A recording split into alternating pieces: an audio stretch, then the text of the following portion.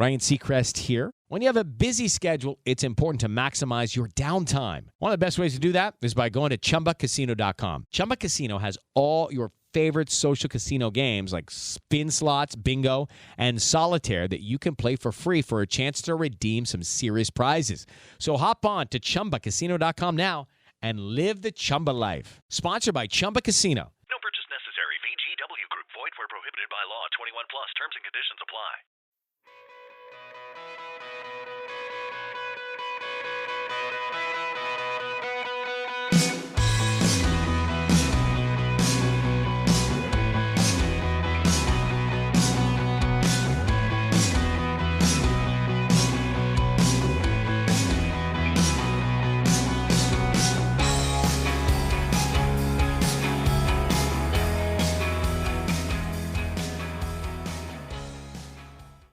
Hello and welcome to the 32nd episode of the Extreme Sports Performance Podcast.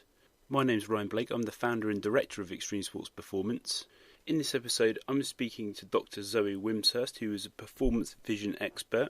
I ask her the questions I ask all my guests: who she is, what she does, where she come from, what she's done along the way. What are the key moments from her career so far, what are her top areas of interest, what are the most valuable things she's learnt, who are her top influencers, what are our top resources for information? What are our top sports performance exercises and or drills? What are our top pieces of advice? And finally, where can people find her?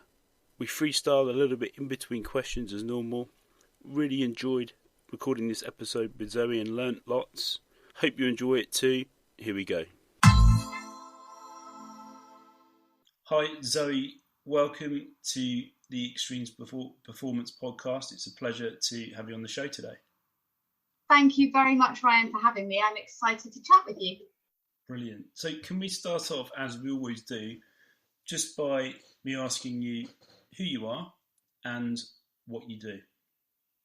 Okay, so my name is Dr Zoe Wimshurst. I'm several different things. I am a senior lecturer in psychology at AECC University College. I am also director of my own company, Performance Vision Limited, where I specialise in helping athletes mostly, but some other people too, with their vision. So not vision as in where do you see yourself being in 5 years, but actual vision in terms of what your eyes take in, process and output to help you become better at your sport. Fantastic. And could you give us a summary of where all this started? So where have you come from and what have you done along the way up until this point? Okay, so I used to play hockey to a really high level when I was young, and I loved sport. I was obsessed with sport, always knew I wanted to work in that area. Wasn't sure exactly where. And I was on a camp with England Hockey, and there was a psychologist there. And back in the day, that was a relatively unusual thing to have a sports psychologist there on the side of the pitch. And I thought this seemed like a fantastic job. This person seemed to just sit around, watch a bit of sport, chat to people, all seemed lovely. So from that very brief introduction to sports psychology, I thought that was what I wanted to go into. So I went on to study psychology at university as an undergraduate, and during that time studying I thought this is quite good, but I'm not sure it's exactly for me. I'm not necessarily the most patient and understanding person, particularly back then. Hopefully I've improved. I lacked empathy for people.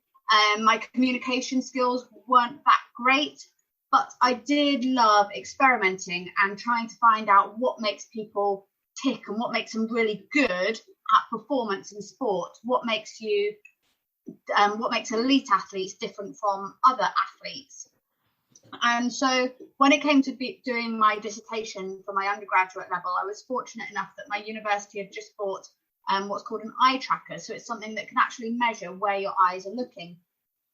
Back then, they only had ones that you could use on a computer. So it was a fixed device.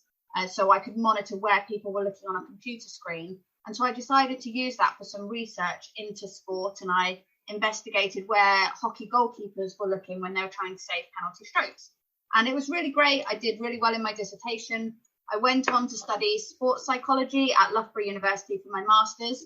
And again, my kind of urge to want to look more into this, not more scientific, because psychology is scientific, but more objective measures of things, particularly related to vision and perception, came out. And I ended up again studying that for my dissertation. I then went on to study my PhD, looking with the whole aim of specifically looking at what do elite athletes do with their eyes that sets them apart from other people. So I was interested in where they were looking, how they were looking, what their eyes could do that other people couldn't do. Whilst I was studying for my PhD, then things started to get a bit crazy. So most of my research had been on hockey players, because being a hockey player myself, I had easy access to higher level athletes to compare to. So I emailed England Hockey one day just to see if I could use their logo on some research grants that I was applying for. And I didn't really hear anything back for a little while. And then I had an email from a guy called Jason Lee, who at the time was the head coach for England and Great Britain men's hockey team. And he was quite short in his email. He was kind of, we don't let just anyone use our logo. We need to see examples of your work to make sure it's of a reasonable quality. So I thought, well, kind of already used the logo on what I wanted to. But, let's send him my work anyway. So fortunately, I had my 2 dissertations and some of my PhD work that I could send him. And from there, he obviously liked what he saw, because he invited me for a meeting. We had discussions, and he invited me to come and work as a consultant with the Great Britain men's hockey team in the build up to the Beijing Olympics. So a hugely fantastic opportunity. It was my first real applied work hands-on with these athletes. So I was there with them for 2 days a week for the 10 months leading up to Beijing, and then continued for the next 4 years for the London Olympics as well. So a huge opportunity to work hands-on in the sport that I loved at the very top level. So that was a huge opportunity, and that kind of was the start then of being able to work in the applied field as well as doing the research to underpin what I was doing with the athletes. Fantastic. No, that's really, really interesting. That's why I think we first met, when I was working with British Tennis at the academy at Bisham. It was, yes, at Bisham Abbey. We first got talking about all this stuff.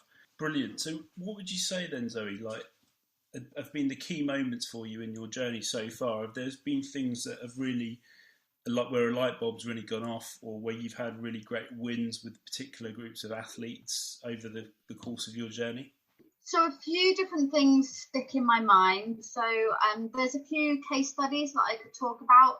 So there's one, I worked with a Premiership rugby team for a long time, and it was fantastic to see when I worked with them. I think the first 3 years I worked with them, they won the first 3 trophies that they'd won in donkey's years. So that was fantastic to see that everything in the group just seemed to gel at that time. And I was really fortunate to be a tiny cog in that big wheel. But for some of the individuals within that team, we had some really big wins. So one example is a player who was a winger. So a big part of their job is to catch a high ball as it's coming towards them. But this guy had many fantastic attributes, but catching a high ball was not one of them. And the coaching staff had obviously spent hours and hours out on the pitch trying to get him to catch this high ball more successfully, and it hadn't worked. So he came to me and we tried to work out what it was that wasn't working well. And we actually managed to find something really simple that was wrong with his visual system, in that his eyes and brain weren't properly coordinated. One of his eyes had a very, very tiny prescription in it that for most people in the street, you wouldn't bother correcting with a contact lens or glasses. But at this elite level where it was causing a specific problem, what we did is we got one contact lens, so he just wore a contact lens in one eye. Then we worked really hard on retraining his eyes and brain to coordinate them better with this new information. And actually, in a relatively short space of time, we went from what had been a real weakness of his to a huge strength. And actually seeing that in place on the pitch, oppositions would target him previously under the high ball because they knew it was a weakness. And then seeing him there really turn it into a strength and turn that side of his game all around was a huge win and a huge moment of pride for me. So that's definitely one thing which has been hugely important and really enjoyed seeing that big change. I've worked with other athletes from a range of different sports and being able to see them go on and win Olympic gold medals. I've had athletes who have won Formula One races. I've had athletes who've just, even lower level athletes, and seeing them perform at their best ability is a huge thing for me, because I know I am a tiny cog in the wheel, but you kind of think to get to those high levels, you need all the cogs to be working together. So I love being part of a team and really seeing the results on the pitch really come together and show all the hard work that everyone's put into it. Fantastic. I don't know how often you get asked this next question, but I remember I was watching Sky Sports one day and I saw Ronaldo kicking footballs at things in the dark, and then all of a sudden you were on there. Ryan Seacrest here. When you have a busy schedule, it's important to maximize your downtime. One of the best ways to do that is by going to ChumbaCasino.com. Chumba Casino has all your favorite social casino games like spin slots, bingo, and solitaire that you can play for free for a chance to redeem some serious prizes. So hop on to ChumbaCasino.com now and live the Chumba life. Sponsored by Chumba Casino. No purchase necessary. VGW Group. Void where prohibited by law. 21 plus. Terms and conditions apply. Would you mind just telling us a little bit about what that program was about? Because I thought it was really interesting. Okay, yeah. If you guys haven't seen it, then it is a really interesting program for anyone interested in any part of sports science. It's called Ronaldo Tested to the Limit, and it's available on YouTube. And there are 4 separate sections of it, and I was part of one of those, looking again. Well, I got a random phone call one day from a TV producer. I still to this day don't know where they got my number from or who recommended me. But they said to me, if you had one of the world's best footballers, what would you do to demonstrate that he's better than everyone else, that no one else, what can he do that no one else can? So I came up with all these different ideas, thinking back about research that I'd done where elite level players can pick up cues from their opponent before lower level players can. So I had this idea about getting someone to hit a cross in, and then all the lights would go dark and this person would have to try and volley the ball in the dark. We had some other ideas as well. I had an eye tracker, like I mentioned earlier. This time it's kind of like a pair of glasses that someone can wear and you can see where they're scanning. I had lots of other ideas that never made it to the actual TV show, but those were the 2 main ones that did. And it was really interesting. So for ages, I didn't know who this footballer was, and I had loads of conversations in the build-up talking about what we were going to do. I went with the presenter to a school somewhere in the UK, and we filmed some basic bits for it, and I still didn't know who this footballer was going to be. And then a couple of days beforehand, they rang me up and said, right, we need you to come to Madrid this weekend. We're going to be seeing a footballer. And so I was trying to work out, right, who plays in Madrid at the moment that it could be. And it was only that when we got there that I knew it was going to be Cristiano Ronaldo. And we had 2 days of filming in this big warehouse in Madrid. There was myself, some other experts coming to look at their separate parts and what made Ronaldo different. So we had a day of practice, and then a day when Cristiano was there with us. My first section filming with him was the one where a ball was getting kicked at him and then he had to try and volley it in the dark. When I was explaining this to him, he didn't look overly happy at the idea that he was going to get this ball kicked at him in the dark. And I had to explain to him, no, it's okay. Your face won't get damaged. It's all okay. You'll be great at this. And he was. If you watch the program, you can see they have a guy, Ronald, whose name wasn't really Ronald, but, you know, it's TV, and compared how he did to Ronaldo. And you really can see the difference between what makes Cristiano Ronaldo the amazing athlete that he is. Fantastic. Now, that is really interesting. And I'd highly recommend anyone who hasn't seen it to watch it, because it is a brilliant programme.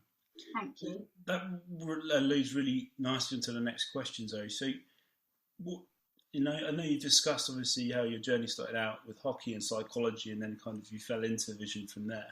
What would you say your top areas of interest are within vision itself? So are there any key parts of what you do now which you are still trying to work out, or still really give great information that you're trying to dive into a little bit deeper?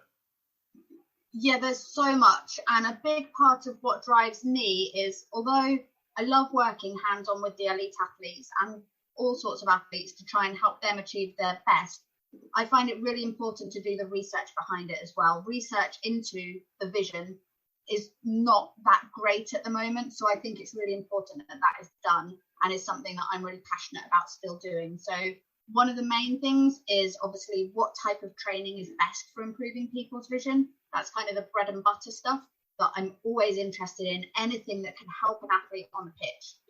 At the moment, I'm looking at eye dominance and how that can help. So if you don't know, everyone has a dominant eye. It feeds the information to the brain a split second quicker than the other eye. For about 70% of the population, it's the same eye as your hand is dominant, but for about 30% of people, they're cross-dominant. So I'm right-handed, but left eye dominant. So I'm interested in how that eye dominance can affect performance as well. And I've got a couple of research projects I'm working on at the moment on that. I'm also quite interested at the moment in concussion and how that can be influenced by vision. Tried to do some research on it, but it's very difficult to conduct and to work out. There's been some research that shows that training your vision can help prevent concussion in athletes. The research has been done on American footballers. I'm interested in seeing whether that would translate to other sports as well. So lots and lots of different areas that I'm interested in. Yeah, so it's difficult to narrow it down, but basically anything to do with vision and sport really interests me. But those are kind of my projects that are ongoing at the moment. Fantastic. No, that's really interesting. And would you say that there are key sports that you're currently working with at the moment, which have kind of unique assets to them in terms of the eyes and things that kind of make everything work, or is everything interrelated, or is it very unique? It's an interesting question. I think I always say to athletes, if you need your eyes open to do your sports, then I can help you in some way or another. Yeah. But the way I work with each athlete and what they need for their sport is quite different. So I've worked in sports like fast ball sports. It's quite obvious that you need a broad range of different visual abilities. So things like your peripheral awareness, the speed you can move your eyes at, your depth perception, your reaction speed. All of those things are important for fast ball sports. But even within those, I might notice differences in the positions that people play. Sports like rugby, where the backs and the forwards have quite different visual skills, they're all as equally important, but the forwards might need it more to work on the timing in their tackle, whereas the backs might need it more for the more fancy stuff. I've been working quite a lot with motorsport athletes, work with drivers from karting all the way through to Formula One. They have very different visual needs. So the peripheral awareness so they can be aware of other cars that are coming around them, their depth perception, their speed awareness to work on that braking point as they're going into corners. I also do quite a lot with drivers on where their eyes are looking to pick up information and trying to notice if it's the same on every single lap, or if actually some laps you're looking in completely different places and that might match with your lap time. So if you've got a particularly poor lap time, is it because your visual search was slightly different that time through? And that's going to be different for every single person. We can give generic ideas of where most people should be looking, but I wouldn't want to come along and say everyone has to look there. So we would do some tests and make sure, well, where is right for you? Where is giving you the best lap times? Now let's see if we can replicate that in different laps as all through. Yeah. So it all depends on the sport. So there's definitely some skills that transfer across, even if you wouldn't think they would. So peripheral awareness from motor racing to rugby to bobsleigh, things like that. The peripheral vision still needs training, and so you might train that in exactly the same way, even though it's utilised slightly differently. But then there's some more individual things within the sport and within the individual within the sport as well. It's very similar to sports science and strength conditioning, that you know, if you're working with individualised athletes performing at a high level, you have to screen them, you have to assess them, you have to test them to work out, you know, what their individual qualities are, where their strengths, where their weaknesses, imbalances, asymmetries, etc. So I think I completely understand where you're coming from there. There's not a one size fits all, is there, really? Absolutely, and I think it's worth thinking of the visual system as like you say, like the strength and conditioning, like the other muscular systems within the body. Yep. It's going to be unique to everyone, and you could have ideals, but actually everyone's going to use what they've got in a slightly different way, and so it's about making the most of what you've got. Mm-hmm. Everyone's going to have strengths and weaknesses, and you might work on those weaknesses to make them a reasonable level, but the way you play and utilize them might be different for everyone. It's ultimately strength conditioning of the eyes, so yeah, it makes complete sense. Just before we go on to the next question, Zoe, I just wanted to ask, have you never noticed any key differences of the same sports between complete amateurs and experts, elite athletes who are doing the same thing? In terms of where they look, that can be quite different across athletes of different sports. It's easiest to study this in kind of more stationary sports, so things like golf or a penalty situation or a free throw situation. But yes, there are definitely differences between elite and novices, or even elite and the next level down. I've noticed big differences in that as well. Sure. In terms of other visual skills, yes, I've done research. Part of my PhD was looking at comparing, I think I screened about 300 athletes of different levels, and you could tell athletes within the same sport apart from each other based on some of those visual skills. So it might be that one person from a lower level might have exceptional reaction speed, but some of the other areas were missing. So those athletes at the higher level tended to be more consistent, have a broader profile of great skills. So yes, it is something. Some of the skills are more generic, and in that case, it's more about how the athlete applies them to the situation that they're in. Hello, it is Ryan, and I was on a flight the other day playing one of my favorite social spin slot games on ChumbaCasino.com. I looked over at the person sitting next to me, and you know what they were doing? They were also playing Chumba Casino. Coincidence? I think not. Everybody's loving having fun with it. Chumba Casino is home to hundreds of casino-style games that you can play for free anytime, anywhere, even at 30,000 feet. So sign up now at ChumbaCasino.com to claim your free welcome bonus. That's ChumbaCasino.com and live the Chumba life. No purchase necessary. VGW Group. Void where prohibited by law. See terms and conditions. 18+. But some of the skills do seem to improve as the sports level goes up as well. Fantastic. When I did my dissertation for sport and exercise science many years ago, I won't say how many because it will give away my age. What I looked at fear in extreme sports, and particularly the differences between novices and elite athletes. And it was very clear in the different levels of cortisol and adrenaline that they produced when they were under pressure or in situations of anxiety. And there was a very clear difference. And I also found that there was a kind of a midway point between recreational level extreme sports athletes, but the elite ones were just miles above anyone else, and they were almost untouchable in terms of the differences, how well they could control their state when it came to being put under lots of pressure or in a situation where people would usually get quite anxious. So I found that very interesting, and I suppose that kind of relates to what you're saying in a way.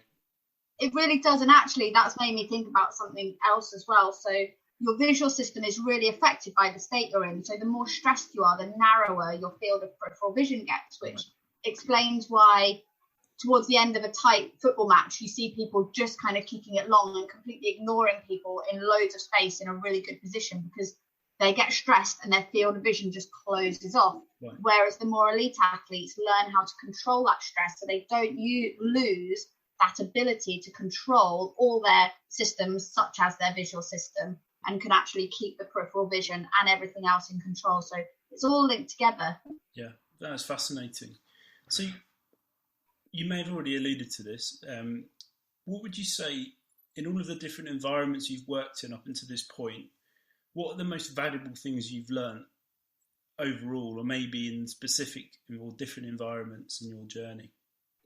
One of the most important things to me is having some kind of a connection with the individual athlete. So being able to communicate with them properly, having them be able to communicate with you properly. So some of the softer skills that everyone has the capability of having, but not everyone does have, because the more an athlete is comfortable being able to talk to me about things, the more I might start to uncover things that I can do to help them get better at their sport. If I just come in, I don't want to speak to them, I'm just here to do the job, get it done, get out, then you're never going to get the best out of the athlete. So I found myself doing all sorts of things. So because I work in academia as well, I've helped players with the essays that they're writing. As I've trained in a lot of psychology, I've helped them a bit in that side. Not that I would ever try and take that role on in certain ways, but being able to be relatable, be someone that they can come and talk to, I think is the best thing that anyone can do, regardless of your role within the team. If you don't have that ability to communicate well with people, then what you're able to do to help them will always be limited, because they're not going to come to you and talk to you. You're not going to discover all the extra things around. If they're having problems, they won't talk to you about it. So I really think that that is one of the most important things, is create a positive environment around yourself, and it will help boost everything that goes on around you. I couldn't agree more. And the same goes for strength conditioning, really, which is where I spend most of my time. And it's something which I never thought of, really, when I first started out. But after many years, it's key. Communication, relationship building. Everyone's a human. They just happen to play sport as well, and that human bit has to come first. And I think the more you get to know them, the better your relationship is, the more they're going to buy into you.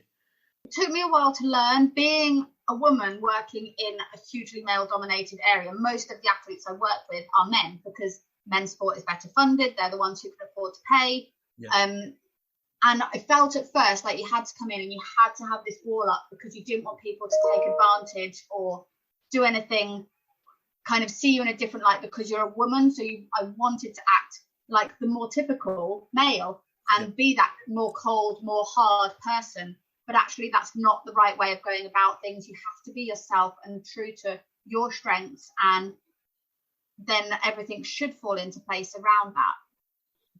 You may have heard this lots of times, but no one cares what you know until they know how much you care. And that is probably an overused phrase now, but it is so true. And that applies to anything, really, I think, not just with the areas that you and I work in, but just life in general. Absolutely. So who would you say then have been your top influencers in your journey of vision? Who's helped guide you, or who have you maybe gone to for advice that have really helped guide your path? I was really lucky in the early days of starting out. So this is another story which, if someone told me, I wouldn't really believe it. So when I was first working with the Great Britain men's hockey team, and I was at Bisham, where I met you, I had a phone call one day from someone claiming to be Sir Clive Woodward. Obviously, I thought this was a joke. He had not that long ago won the Rugby World Cup with England. He'd just been appointed as the head of performance for the British Olympic Association. And I clearly thought it was one of my friends taking the mickey out of me. But he'd heard that I was working, doing vision in an applied environment, hands-on with athletes, and he wanted to meet to discuss what I was doing. He was really interested in anything that could add 1% to his athletes. And turns out it actually was him that was calling me. We met about half an hour later. He came down to Bisham. We had coffee. We talked for ages about what I was doing and what I hoped to achieve. And the upshot of the conversation is that he ended up funding the rest of my PhD so that I could go part-time and go and work for him at the British Olympic Association. And that was huge for me. Back then, he took me to meetings with people like Adidas and Nintendo and all sorts of random things, that because he just wanted to, I guess, help me in my journey. And it made me have so many fantastic experiences. So I still speak to him now, although nowhere near as much as we do. And hopefully we will work together again at some point. But back then, he was a huge influence on me. And just looking at the way that he went about his business, and he looked in every corner that he could to try and improve people's performance, not only in sport, but in business, and improve the performance of everyone around him. He improved my performance to no end. So he is definitely someone who's been a massive influence on my career and my growth as a person. In that sense, he came along at that time in my career where I really needed someone. And yeah, so he's been a huge influence on me. You can't really get better mentors than him. He's a top man. No. I've had many conversations in passing with him when I was at Bisham, and yeah, he's fascinating. He's I always found everything we spoke about, it'd always leave me thinking, I've never thought of that. Yeah, it just sparks ideas in your head, and the fact that he is willing to chat and listen to everyone is why he has been so successful. because he then takes all those little bits that he gets and manages to apply it in the way he does. Well, no, that's a really good story. I like that. And he's always coming out with new ideas and new projects. I always see on all the time he's doing something new, which I think makes people great coaches or great leaders. They're always willing to learn and be innovative as well. Yeah, absolutely. A lot of people might not be. Brilliant. So if someone was listening to this and they thought, wow, that's in fact really interesting, I'd love to know more about this, where would you recommend people go to find out more information about vision and to be able to understand it in a bit more detail? It's a really difficult question because there's not that much good information out there, unfortunately. Obviously, I'm going to direct you to my website, which is performancevision.co.uk. I've started trying to write some blogs on there as well. Hopefully, that's going to increase over the coming months as well. So hopefully, there'll be something on there which is easy for people to understand. For my information, I look at scientific journals and resources for things, but that's not necessarily accessible for everyone. There's some good people to follow on Twitter for different things. There's a guy called Rob Gray who has a podcast about performance and action, so that's quite a good one. There's researchers like Ed Corlin and Alan Dunton in Ireland who are fantastic. They've put on a conference called I'm going to get it wrong now, MSAI. So it's to do with motor skills and skill acquisitions. Motor Skill Acquisition Ireland. They're really good as well for more the motor skills side of things, but a lot of that links into vision as well. Yeah. So there are places to go. Ryan Seacrest here. When you have a busy schedule, it's important to maximize your downtime. One of the best ways to do that is by going to ChumbaCasino.com. Chumba Casino has all your favorite social casino games like spin slots, bingo, and solitaire that you can play for free for a chance to redeem some serious prizes. So hop on to ChumbaCasino.com now and live the Chumba life. Sponsored by Chumba Casino. No purchase necessary. VGW Group. Void where prohibited by law. 21 plus. Terms and conditions apply. But it's difficult. There's another guy called Greg Applebaum who's good. He's doing lots of research over in America at the moment, so he's quite a good place to look and follow on Twitter. So these guys sometimes post information that you can look at and see.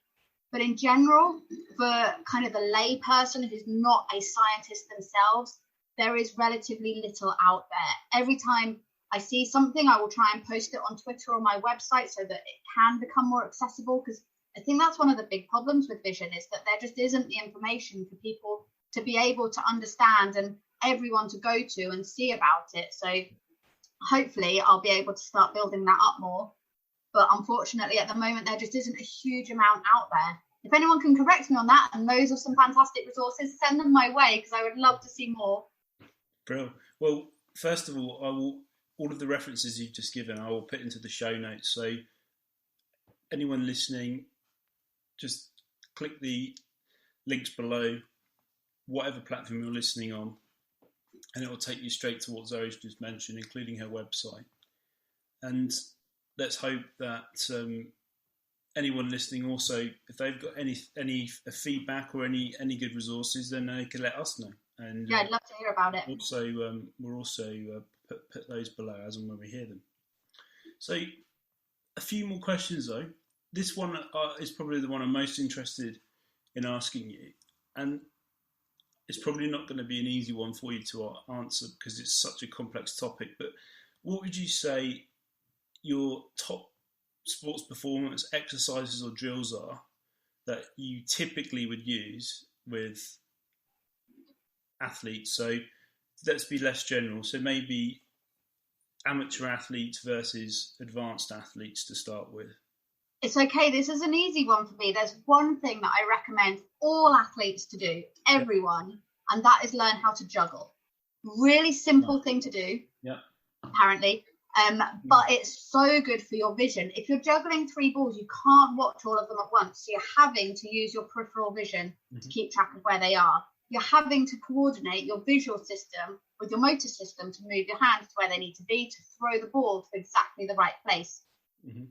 Once you've got the hang of juggling, you can then add in more and more layers. So you can be juggling whilst you are copying the movements of someone over the other side of the room from you.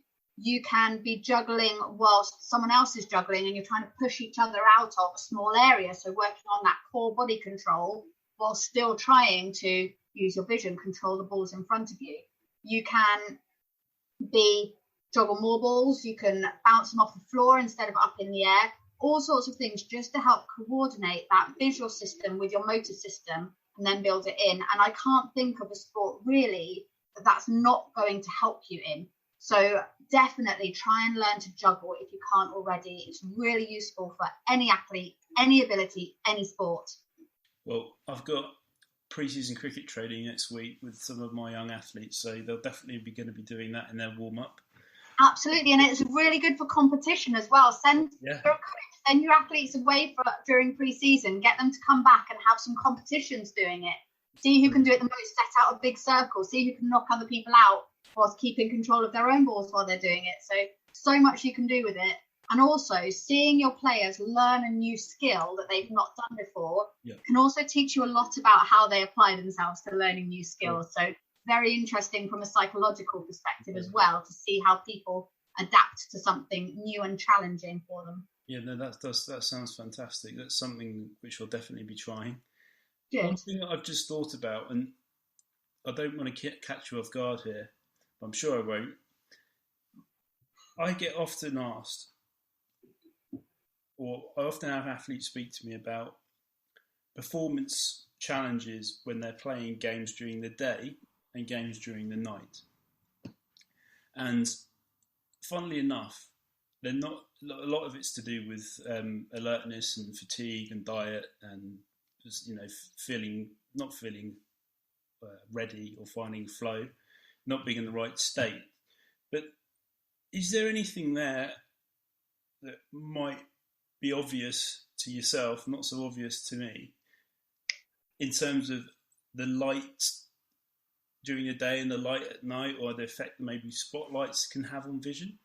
Yes, definitely. There are lots of different ways that the light during the day is different to that at night. And depending on the sport and the exact conditions, there are lots of things that you could be looking at in terms of floodlights and spotlights. One thing that I will try and explain, which is quite difficult without people necessarily being able to see me and me not having stuff here, but there's a thing called the pull frick effect. You can Google it. There might be demonstrations of it on YouTube. But basically what you do is you want to get a pair of sunglasses and hold them so that they're just over one eye. So one eye is in the shade and one eye is in bright natural light. Have a few seconds for your eyes to adjust to this, and then get someone to just swing a pendulum in front of you. What you should start to see is that the pendulum starts to look like it's going in a big circle instead of just side to side, because the eye that has the sunglasses over it is taking in the information and processing it more slowly than the eye that is in the sunlight. So it just shows you that if you're in slightly overcast conditions, if you're choosing to play your sport in sunglasses, it's going to affect how quickly the information gets into your brain. The pull frick effect works because the only way your brain can make sense of each eye seeing something slightly different is to make it look like the pendulum's further away, so you're seeing it that little bit further back. So it's something I would work with athletes a lot on. If you do a sport where you do wear sunglasses or a visor or a helmet, choosing the right one for the correct lighting conditions is vital, just to make sure that you're not giving yourself a disadvantage and slowing down what you're seeing. If you're playing under floodlights and they're not very good, that's another thing that can be particularly tricky, the ball coming out of an area of highlight into an area of low light.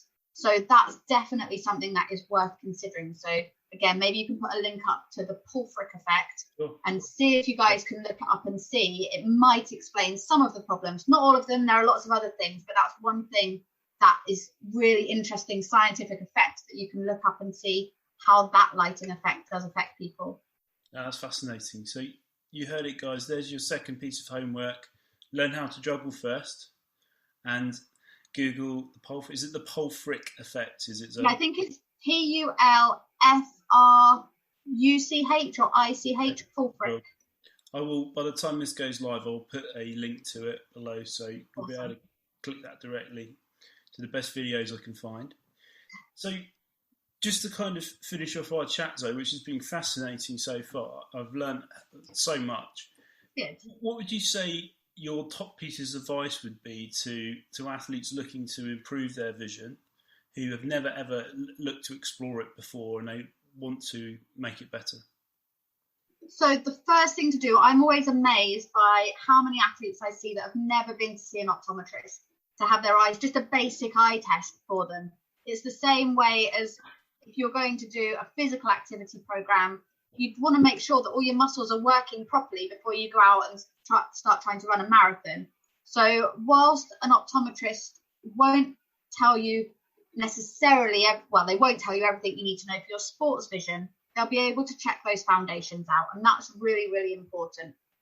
Make sure that if they say you have a prescription, that you get the right contact lenses or glasses to help you, then go on to be able to do other things. Because if you don't get those foundations right to start off with, anything you do on it is just going to be a waste of time, because your eyes aren't going to be coordinated with your brain to get the best information in as quickly as it can. So if you do nothing else, go and see an optometrist. You should do this every 2 years and just keep on top of that as you go through. So that's something that anyone can do with no problems, and go and get that done. It's something that I've just thought of actually, which might help me solve an argument between me and my wife, is that I've got like bluey green eyes and she's got brown eyes. And whenever I get into the sun, I sneeze and squint so much more than she does. Does eye colour affect your light sensitivity? I think it does, but that's a non-scientific opinion because it's not something I've looked at. But yes, I do think, because the eye colour is related to the melanin that, like in your skin. So I think, but that's just off the top of my head, not a scientific answer, but you might be right. Well, I'm sorry. I didn't mean to try and catch you out there at all. I was just more me trying to be able to boast to her that I was right, but maybe I'll wait to find out whether that's true or not. Yeah. Brilliant. Well, just before we wrap up, if people want to get in touch with you, and I'm sure they will, what's the best place that they can do that? Where do they go? What should they? How should they contact you?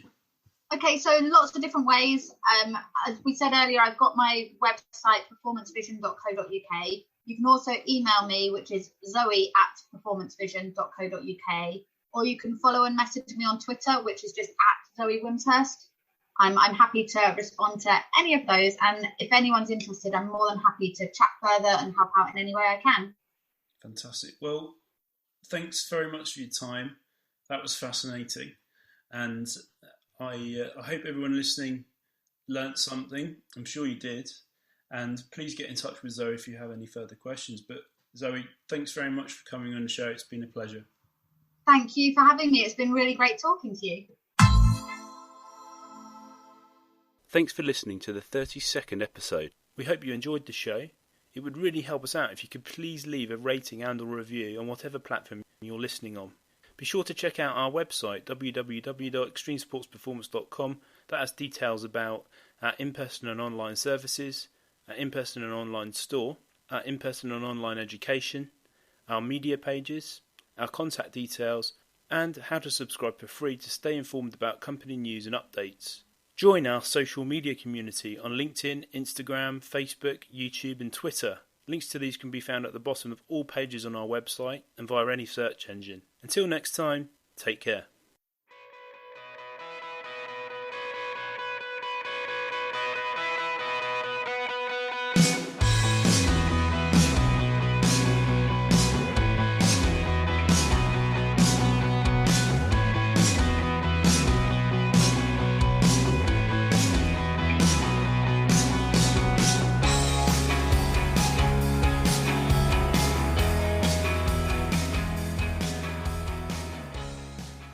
Ryan Seacrest here. When you have a busy schedule, it's important to maximize your downtime. One of the best ways to do that is by going to ChumbaCasino.com. Chumba Casino has all your favorite social casino games like spin slots, bingo, and solitaire that you can play for free for a chance to redeem some serious prizes. So hop on to ChumbaCasino.com now and live the Chumba life. Sponsored by Chumba Casino.